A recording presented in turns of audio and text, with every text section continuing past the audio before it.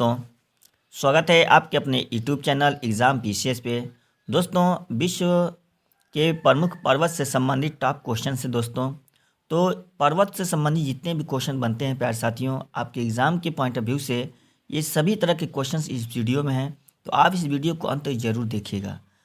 तो आइए देर न करते हुए स्टार्ट किया जाए। क्वेश्चन नंबर 1 है, स्थल मंडल के कुल क्षेत्रफल के कितने प्रतिशत भाग पर पर्वतों का विस्तार पाया जाता है। देख लीजिए, बहुत इंपॉर्टेंट है कि स्थल मंडल जो होता है प्यारे साथियों, पूरे स्थल मंडल के कुल क्षेत्रफल के कितने प्रतिशत भाग पर पर्वतों का विस्तार है। याद रखिएगा, विश्व के हिसाब से बात हो रही है, स्थल मंडल के हिसाब से बात हो रही है, भारत के हिसाब से नहीं, ठीक है ना। तो यहाँ पे गौर करिएगा, स्थल मंडल के, तो इसका सही आंसर क्या होगा। तो जिन लोगों ने इसका आंसर, प्यारे साथियों उम्मीद है आप लोग इसका आंसर दे लिए होंगे, तो जिन लोगों ने इसका आंसर ए दिया है बिल्कुल सही है कि स्थल मंडल के कुल 26% भूभाग पर ना, इतने परसेंट भूभाग पर क्या है, पर्वतों का विस्तार है। याद रखिएगा, पर्वतों का विस्तार है। लेते हैं अगला क्वेश्चन। अगला क्वेश्चन है, पर्वत की गणना किस श्रेणी के स्थल रूपों में की जाती है। बहुत इंपॉर्टेंट क्वेश्चन, बहुत इंपॉर्टेंट क्वेश्चन है प्यारे साथियों कि पर्वत की गणना किस स्थल श्रेणी के रूप में की जाती है। तो प्यारे साथियों, जिन लोगों ने इसका आंसर बी बताया बिल्कुल सही है, द्वितीय श्रेणी के स्थल रूपों में की जाती है पर्वत की गणना। लेते हैं अगला क्वेश्चन। अगला क्वेश्चन है, पर्वतों पर विश्व की कितनी प्रतिशत जनसंख्या निवास करती है। जी हाँ, विश्व में जितनी भी जनसंख्या है प्यारे साथियों, उन पर्वतों पर कितनी जनसंख्या, पर्वत पर विश्व की कितनी परसेंट जनसंख्या निवास करती है। तो प्यारे साथियों याद रखिएगा, जिन लोगों ने इसका आंसर ये बताया बिल्कुल सही है, 1%। कितना? 1%। लेते हैं अगला क्वेश्चन।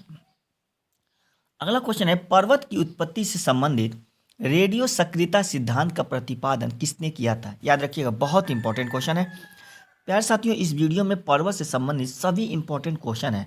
आप इस वीडियो को अंत तक जरूर देखिएगा और कमेंट में बताइएगा कि कितना क्वेश्चन आपका सही हुआ है। तो यहाँ पे देखिए, रेडियो सक्रियता सिद्धांत का प्रतिपादन किसने किया था, और यहाँ पे देखिए रेडियो सक्रियता सिद्धांत का संबंध किसकी उत्पत्ति से है, तो पर्वतों की उत्पत्ति से। यहाँ पे क्वेश्चन और हो गया, तो इसका सही आंसर क्या होगा प्यारे साथियों। जिन लोगों ने इसका आंसर ए बताया बिल्कुल सही है, जाली महोदय ने किया था, ठीक है। लेते हैं अगला क्वेश्चन। पर्वत निर्माणक भूसन्नति सिद्धांत का प्रतिपादन किसने किया है। याद रखिएगा, पर्वत निर्माणक भूसन्नति सिद्धांत का प्रतिपादन किसने किया है। तो जिन लोगों ने इसका आंसर डी बताया बिल्कुल सही है, कोबर महोदय ने पर्वत भूसन्नति सिद्धांत का प्रतिपादन किया है। प्यारे साथियों याद रखिएगा, ये जो सिद्धांत है, ठीक है ना। लेते हैं अगला क्वेश्चन। अगला क्वेश्चन है, विश्व के विशाल वलित पर्वतों की रचना आज से लगभग कितने मिलियन वर्ष पूर्व हुई थी। याद रखिएगा, कितने मिलियन वर्ष पूर्व हुई थी वलित पर्वतों की रचना। तो जिन लोगों ने इसका आंसर प्यारे साथियों डी बताया बिल्कुल सही है, 30 मिलियन वर्ष पूर्व हुई थी। तो इसका सही आंसर क्या हो जाएगा, डी है, ठीक है। लेते हैं अगला क्वेश्चन। अगला क्वेश्चन है कि नवीनतम पर्वतमाला है। याद रखिएगा, यहाँ पे इन सभी पर्वतों में सतपुड़ा, अपलेशियन, रॉकीज और यूराल, इनमें नवीनतम पर्वतमाला कौन है प्यारे साथियों। तो जिन लोगों ने इसका आंसर डी बताया बिल्कुल सही है, यूराल पर्वत जो है यह नवीनतम पर्वतमाला है। लेते हैं अगला क्वेश्चन। अगला क्वेश्चन अगर बात किया जाए तो हिमालय पर्वत श्रृंखला किसका उदाहरण है। याद रखिएगा, हिमालय पर्वत श्रृंखला किसका उदाहरण है। तो यहाँ पे इसका आंसर दीजिए। तो प्यारे साथियों, जिन लोगों ने इसका आंसर ये बताया बिल्कुल सही है, वलित पर्वत का उदाहरण है, ठीक है। लेते हैं अगला क्वेश्चन। अगला क्वेश्चन है, एंडीज पर्वत उदाहरण है। याद रखिएगा, एंडीज पर्वत उदाहरण है अवशिष्ट पर्वत का, वलित पर्वत का, रणशोध पर्वत का, ज्वालामुखी पर्वत का। तो प्यारे साथियों, जिन लोगों ने इसका आंसर बी बताया बिल्कुल सही है, वलित पर्वत का उदाहरण है। लेते हैं अगला क्वेश्चन। अगला क्वेश्चन है, अवशिष्ट पर्वत का उदाहरण नहीं है। याद रखिएगा, यहाँ पे दिया है कि अवशिष्ट पर्वत का उदाहरण नहीं है, यानी रेसिडुअल माउंटेन का उदाहरण नहीं है। ऑप्शन देखिए, अरावली, अपलेशियन, फ्यूजियामा, विंध्याचल। जी हाँ, तो जिन लोगों ने इसका आंसर सी बताया बिल्कुल सही है, फ्यूजियामा प्यारे साथियों यह अवशिष्ट पर्वत नहीं है, बल्कि यह ज्वालामुखी निर्मित पर्वत है जो कि जापान में स्थित है, ठीक है ना। लेते हैं अगला क्वेश्चन। अगला क्वेश्चन है, निम्न में से कौन भ्रंशोत पर्वत यानी ब्लॉक माउंटेन है? याद रखिएगा, कौन जो है भ्रंशोत पर्वत यानी ब्लॉक माउंटेन है? वासिजिस, ब्लैक फॉरेस्ट, सियरा नेवादा, इनमें से सभी। तो प्यारे साथियों याद रखिएगा, वासिजिस पर्वत, ब्लैक फॉरेस्ट पर्वत, ये दोनों यूरोप महाद्वीप में है। ब्लैक फॉरेस्ट पर्वत जो कि है ये जर्मनी में है प्यारे साथियों, और ये याद रखिएगा फ्रांस और जर्मनी की सीमा पर स्थित है। और सियरा नेवादा जो है यूएसए में है प्यारे साथियों। तो ये सभी के सभी प्यारे साथियों ये ब्लॉक माउंट क्या नाम है, भ्रंशोत पर्वत है यानी ब्लॉक माउंटेन्स हैं। ठीक है, लेते हैं अगला क्वेश्चन। अगले क्वेश्चन है आपके सामने, Rockies, Andes, Atlas, Alps, Himalaya आदि किस प्रकार के पर्वत हैं? तो प्यारे साथियों इसका आंसर दीजिएगा। Rockies, Andes, Atlas, Alps, Himalaya ये किस प्रकार के पर्वत हैं? तो प्यारे साथियों जिन लोगों ने इसका आंसर ये बताया बिल्कुल सही है, वलित पर्वत हैं। किसका है? वलित पर्वत है ये सभी। ठीक है, लेते हैं अगला क्वेश्चन। अगला क्वेश्चन आपके सामने है, निम्न में से कौन विश्व के नवीन वलित पर्वत का उदाहरण प्रस्तुत करता है? याद रखिएगा, यहाँ पे नवीन वलित पर्वत का उदाहरण प्रस्तुत करता है प्यारे साथियों। तो यानी इसका मतलब कि कौन नवीन पर्वत है?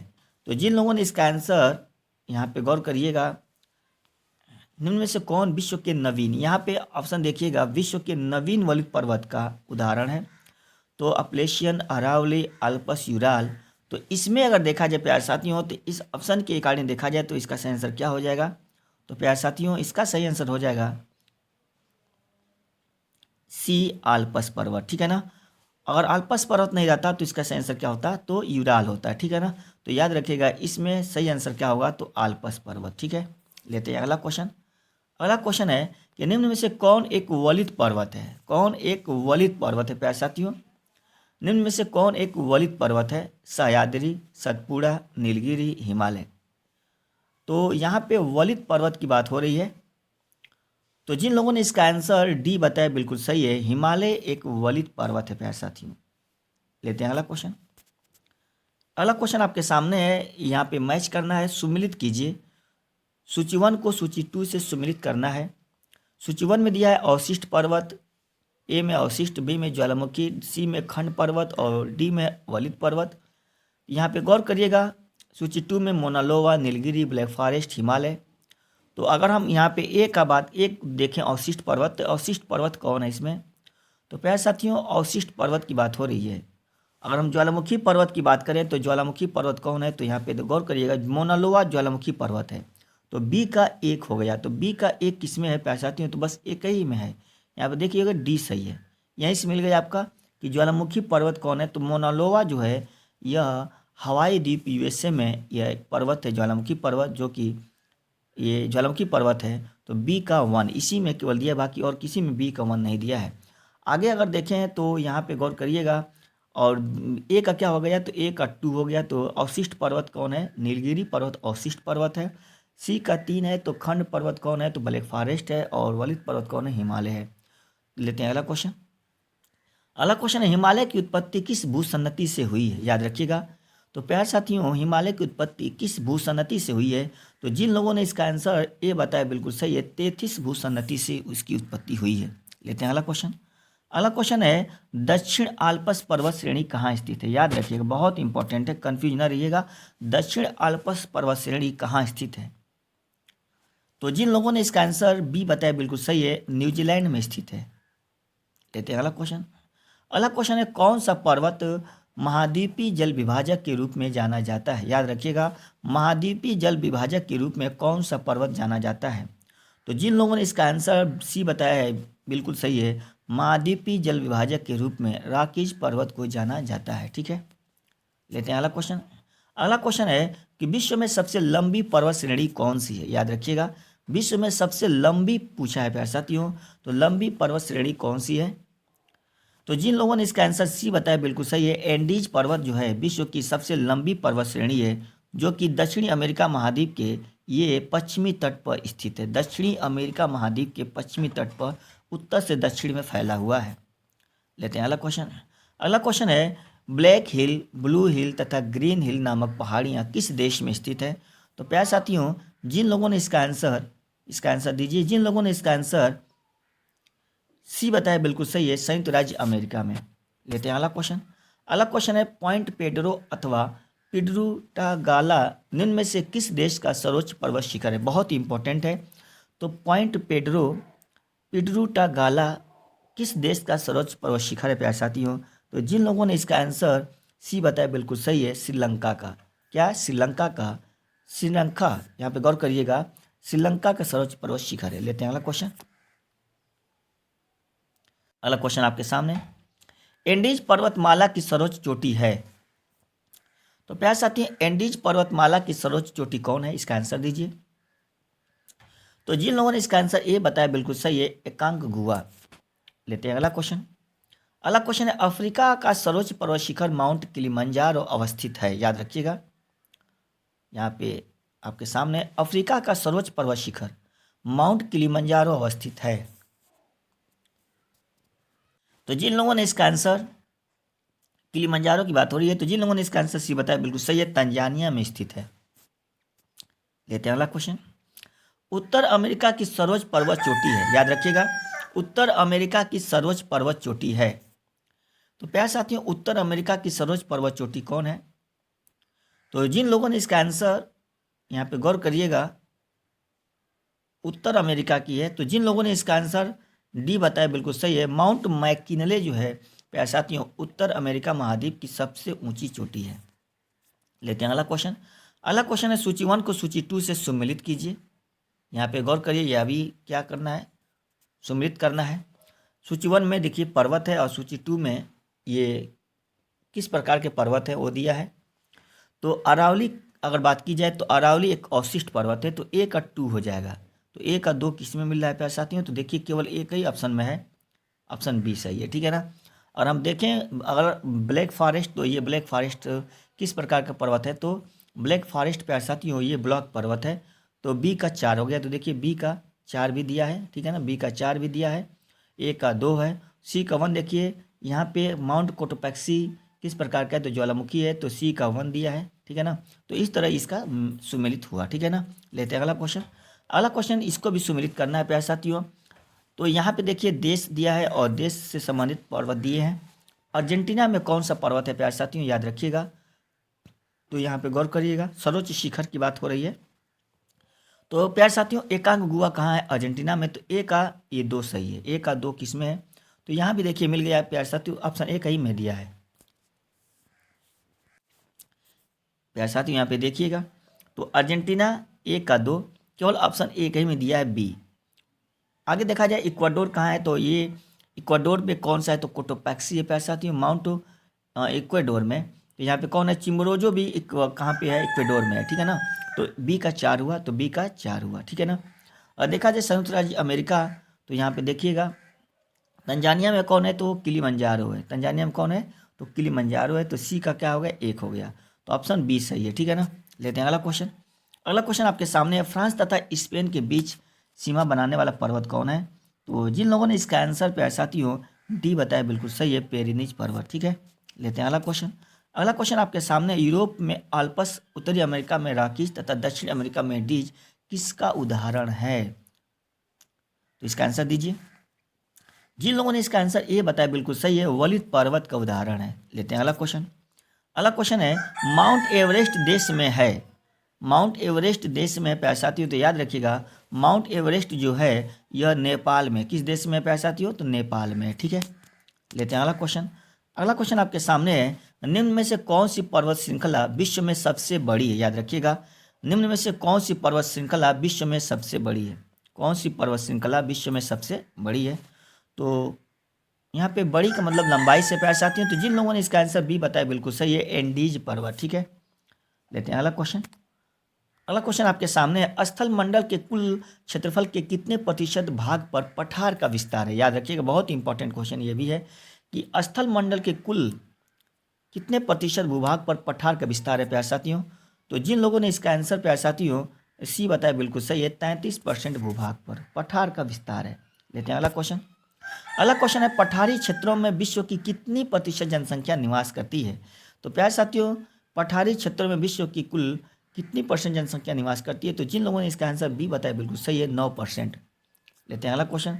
अगला क्वेश्चन है पठारी क्षेत्रों में निम्न में से कौन सा खनिज नहीं पाया जाता है। तो पठारी क्षेत्रों में प्यारे साथियों कौन सा खनिज नहीं पाया जाता है। तो जिन लोगों ने इसका आंसर सी बताया बिल्कुल सही है, खनिज तेल पठारी क्षेत्रों में नहीं पाया जाता है। ठीक है, लेते हैं अगला क्वेश्चन। अगला क्वेश्चन आपके सामने है, जो पठार चारों ओर से पर्वतमालाओं द्वारा घिरे होते हैं क्या कहलाते हैं। याद रखिएगा, जो पठार जो है प्यारे साथियों चारों ओर से पर्वतमालाओं द्वारा घिरे होते हैं उसे क्या कहते हैं। तो जिन लोगों ने इसका आंसर सी बताया बिल्कुल सही है, अंतर पर्वतीय पठार कहलाते हैं। ठीक है, लेते हैं अगला क्वेश्चन। अगला क्वेश्चन है कि पर्वतों के पदों अर्थात किसी पर्वत के सहारे स्थित पठार को कहा जाता है। तो प्यारे साथियों ये इसको क्या कहते हैं। तो जिन लोगों ने इसका सेंसर जिन लोगों ने इसका आंसर बी बताया बिल्कुल सही है, पर्वत पदी पठार कहलाता है। लेते हैं अगला क्वेश्चन।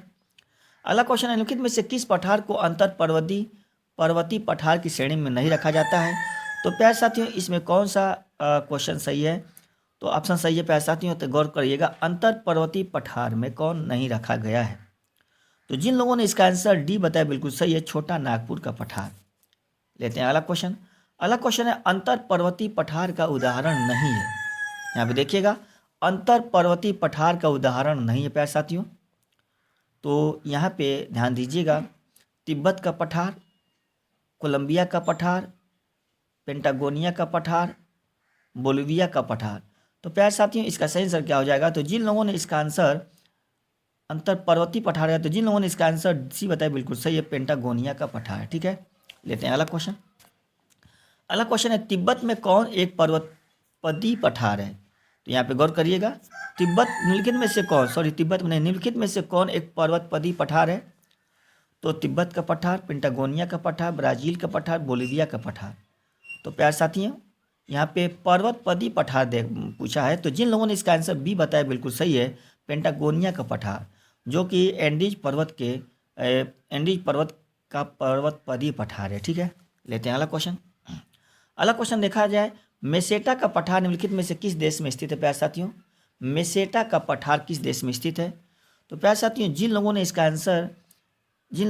आंसर प्यारे साथियों सी बताया बिल्कुल सही है, स्पेन तथा पुर्तगाल। ठीक है, लेते हैं अगला क्वेश्चन।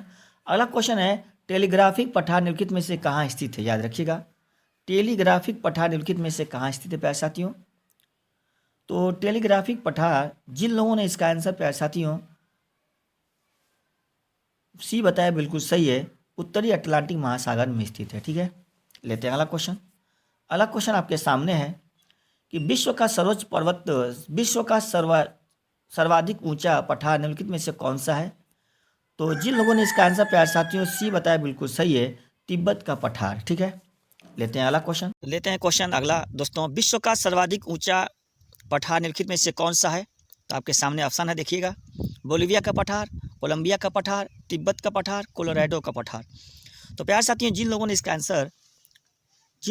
आंसर सी बताया बिल्कुल सही है, विश्व का सर्वाधिक ऊंचा पठार ये है तिब्बत का पठार। ठीक है, तिब्बत का पठार याद रखिएगा, जो कि एशिया में है, चीन के अंतर्गत आता है। लेते हैं अगला क्वेश्चन।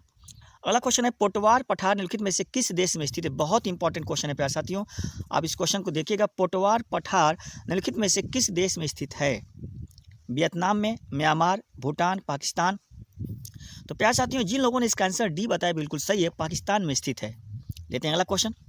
अगला क्वेश्चन है, लोएस पठार स्थित है आपके सामने, लोएस पठार स्थित है मलाया में, थाईलैंड में, चीन में, कोरिया में। तो प्यारे साथियों लोएस पठार जो है यह कहाँ पे है। तो चीन में। जिन लोगों ने इसका आंसर चीन बताया बिल्कुल सही है। लेते हैं अगला क्वेश्चन। अगला क्वेश्चन आपके सामने है, सूची 1 को सूची 2 से सम्मिलित कीजिए। आप देखिएगा प्यारे साथियों इस तरह के क्वेश्चन अक्सर एग्जाम में पूछे जा रहे हैं, तो आप इसको ध्यान से देखिए। आप सूची 1 को सूची 2 से सम्मिलित करना है। ठीक है, ये है सूची 1। तो यहाँ पे सूची 1 को पठार में दिया है और 2 में क्या दिया है, संबंधित देश दिया है। अब यहाँ आइए, अनातोलिया का पठार कहाँ पे है। तो आप देखिएगा सूची 2 में मिलाइए, अनातोलिया का पठार ये कहाँ पे है, तो तुर्की में है। तो यहाँ पे देखिएगा पहले में तुर्की दिया है, तो ए का क्या हो जाएगा, 1 हो जाएगा। ए का क्या हो जाएगा, देखिए 1 है, तो 1 का 1 किस में दिया है। तो यहाँ पे देखिएगा कि ए में दिया है और सी में दिया है, यानी बी और डी कट जाएगा। ठीक है ना, आगे बढ़ते हैं। अगर देखें अबिसिनिया का पठार, मेसेटा का पठार, एशिया माइनर का पठार, तो यहाँ पे गौर करिएगा कि मेसेटा का पठार अगर देखा जाए तो यह कहाँ पे है, तो यह प्यारे साथियों स्पेन में है। तो सी का क्या हो जाएगा, 3 हो जाएगा। सी का क्या हो जाएगा, 3 हो जाएगा। और यहाँ पे देखिएगा सी का 3 किस में दिखाई दे रहा है, तो यहाँ पे ऑप्शन ए सही हो जाएगा। बाकी इसी 2 से ये पूरा मिल गया, ठीक है ना। आप यहाँ पे देखिएगा। लेते हैं अगला क्वेश्चन। अगला क्वेश्चन आपके सामने है 45। तिब्बत का पठार निम्नलिखित में से कहाँ स्थित है। याद रखिएगा, तिब्बत का पठार निम्नलिखित में से कहाँ स्थित है प्यारे साथियों। तो जिन लोगों ने इसका आंसर यहाँ पे ध्यान दीजिएगा, तिब्बत का पठार कहाँ स्थित है, तो जिन लोगों ने इसका आंसर डी बताया बिल्कुल सही है, हिमालय और कुनलुन पर्वत के मध्य स्थित है प्यारे साथियों। लेते हैं अगला क्वेश्चन। अगला क्वेश्चन आपके सामने लोएस का पठार है। यहाँ पे देखिएगा बहुत इंपॉर्टेंट है प्यारे साथियों। हिमनीकृत है, जलकृत है, पवनकृत है, नदीकृत है। तो जिन लोगों ने इसका आंसर सी बताया बिल्कुल सही है, यह पवनकृत पठार है, लोएस का पठार, जो कि कहाँ पे है प्यारे साथियों, तो यह चीन में है। याद रखिएगा कहाँ पे है, चीन में। लेते हैं अगला क्वेश्चन। अगला क्वेश्चन है, लिखित में से किसे विश्व की छत कहा जाता है। याद रखिएगा, तो विश्व का छत किस को कहा जाता है, Karakoram, Kunlun, Tian Shan, Pamir. तो प्यारे साथियों, जिन लोगों ने इसका आंसर डी बताया बिल्कुल सही है, इसको विश्व की छत कहा जाता है। लेते हैं अगला क्वेश्चन आपके सामने। तुर्की में अनातोलिया का पठार किन पर्वत श्रेणियों के मध्य स्थित है। बहुत इंपॉर्टेंट क्वेश्चन है। तुर्की में जो अनातोलिया का पठार है, ये किन पर्वत श्रेणियों के मध्य है, तो यहाँ पे गौर करिएगा। इसका आंसर देखिए, वीडियो को पॉज करके इसका आंसर देने की कोशिश करिए। तो जिन लोगों ने इसका आंसर ए बताया बिल्कुल सही है, पोंटिक और टारस जो पर्वत है, पोंटिक और टारस पर्वत, इन्हीं के बीच यह अनातोलिया का पठार है प्यारे साथियों। लेते हैं अगला क्वेश्चन। अगला क्वेश्चन है, रांची का पठार पठार निम्नलिखित में से क्या है। याद रखिएगा, रांची का पठार जो है पठार निम्नलिखित में से क्या है। तो एक पेडी प्लेन है, एक उत्थित पेनी प्लेन है, एक संरचनात्मक मैदान है, पर्वत पदी पठार है। तो प्यारे साथियों, ये पठार जो है यह एक उत्थित पेनी प्लेन है। पेनी प्लेन पठार ऐसे उसे कहते हैं जो कि नदियों के द्वारा यह बना होता है। इसको हम कहते हैं, क्या नाम है, संप्रदाय का मैदान। क्या कहते हैं इसको हिंदी में, संप्रदाय का मैदान कहते हैं प्यारे साथियों, जो कि यह रांची में यानी झारखंड में दामोदर नदी से इसका निर्माण हुआ है। याद रखिएगा। तो लेते हैं अगला क्वेश्चन। अगला क्वेश्चन आपके सामने है, बोलिविया के पठार पर निम्नलिखित में से किस धातु का सर्वाधिक उत्खनन किया जाता है। जी हाँ, बोलिविया के पठार पर किस धातु का सर्वाधिक उत्खनन किया जाता है। तो जिन लोगों ने इसका आंसर प्यारे साथियों सी बताया बिल्कुल सही है, टीन का उत्खनन किया जाता है। ठीक है, लेते हैं अगला क्वेश्चन। अगला क्वेश्चन आपके सामने है, स्थल मंडल के कुल क्षेत्रफल के कितने प्रतिशत भूभाग पर मैदान का विस्तार पाया जाता है। प्यारे साथियों, यहाँ पे गौर करिएगा, 1% भूभाग पे पर्वत है स्थल मंडल के। और याद रखिएगा प्यारे साथियों, अगर यहाँ पे देखा जाए तो 1% पे जनसंख्या है प्यारे साथियों। 26% भूभाग पे क्या है प्यारे साथियों, तो पठार है। 33% भूभाग पर प्यारे साथियों क्या है, याद रखिएगा, 26% भूभाग पे पर्वत है। क्या है, पर्वत है। 33% भूभाग पर क्या है प्यारे साथियों, पठार है। और यहाँ पे देखिएगा कि मैदान की बात पूछा जा रहा है यहाँ पे, तो इसका सही आंसर क्या होगा। जिन लोगों ने इसका आंसर सी बताया बिल्कुल सही है, 41%। याद रखिएगा, 41% भूभाग पर क्या है प्यारे साथियों, तो मैदान का विस्तार है। लेते हैं अगला क्वेश्चन। अगला क्वेश्चन आपके सामने है, मैदान की गणना किस श्रेणी के स्थल रूपों में की जाती है। याद रखिएगा, पर्वत की गणना प्यारे साथियों द्वितीय श्रेणी में किया जाता है। मैदान की भी गणना प्यारे साथियों ना ये द्वितीय श्रेणी के स्थल रूपों में किया जाता है। लेते हैं अगला क्वेश्चन।